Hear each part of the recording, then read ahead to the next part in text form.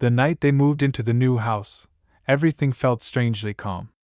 The street was quiet, the air cool, and the neighbors friendly enough, though a few of them seemed oddly distant, as if they wanted to speak but chose not to. By the time the family settled in, Adil, his wife Sarah, and their 6-year-old son Hamza, it was almost midnight. They slept quickly, exhausted from the move, until Adil was jolted awake by a deep, slow knock at exactly 3:03 a.m. 3 knocks. Measured, deliberate. He sat up, confused, listening to the silence that followed. Maybe a dream, he thought. The next morning, Sarah mentioned hearing it too, but they brushed it off as some night owl neighbor or a random sound the new house made. But the second night, at precisely 3:03 a.m., the same 3 knocks echoed through the hallway, slow, heavy, and impossible to ignore. Adil rushed to the door, heart pounding, but when he opened it, the empty street stared back at him. No footsteps, no shadows, not even the rustle of leaves.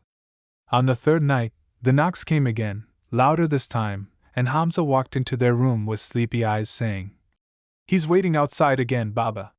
When Adil asked who he meant, the boy replied in a soft, eerie voice, "The man who knows your name."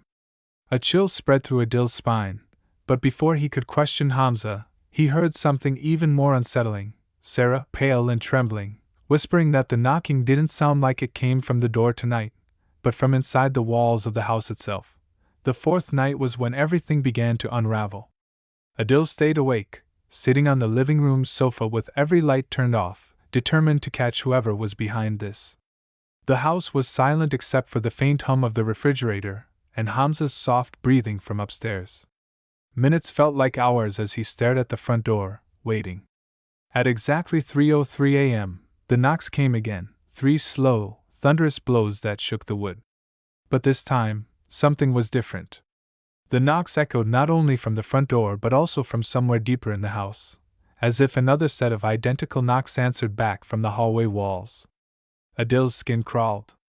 He approached the door slowly, gripping the handle, listening to the pounding echo through his bones. When he opened it, the street was empty as always, but this time, the cold air rushing in felt wrong, like it carried someone's breath. He shut the door quickly and stepped back, shaken. Sarah came running downstairs, pale and terrified, saying she saw someone in the backyard through the curtains, just standing there and staring at the house without moving. But when Adil checked, no one was there, not even footprints on the dew-covered grass. Hamza began acting stranger too. He started waking up just before 3:03 a.m. and staring at the door as if expecting something. One evening, while coloring in his notebook, he calmly said, "Baba, he said tonight he wants to talk to you." When Adil asked who, Hamza simply said, "Your other self." A cold dread hung in the house, thick and suffocating. That night, Adil placed a chair in front of the door and sat rigidly, forcing himself not to blink.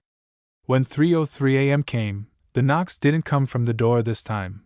They came from right behind him, 3 slow knocks directly on the living room wall, as if someone was standing inches away, knocking from the inside. Adil's heart raced as he slowly turned toward the wall, every nerve in his body screaming danger. The knocking continued, 3 slow, deliberate thuds, perfectly synchronized with his own heartbeat. He froze, and then the air around him grew colder, almost like the temperature of the room had been sucked out entirely. A shadow began to emerge from the wall, stretching and twisting, forming a vague human shape, and then, impossibly, the shadow grew features that were hauntingly familiar. Adil's breath caught in his throat as he realized that the figure looked exactly like him, older, gaunt, and terrified, with hollow eyes that seemed to hold years of fear and regret. Hamza's voice came from behind him, soft but eerie. "He's me, Baba. He's the one who didn't survive." Adil stepped back, unsure whether he was awake, dreaming, or trapped in some otherworldly loop. The shadow reached toward him, and a whisper echoed through the room. "Don't let me in, or you'll never leave."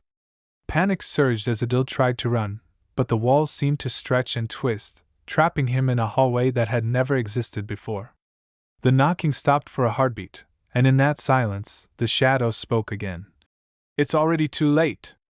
In a desperate leap, Adil smashed the door open and lunged outside into the yard, gasping for air, but behind him, the front door slowly creaked closed on its own.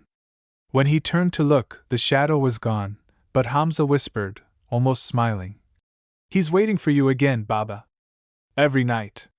Adil realized with a cold, sinking horror that the man who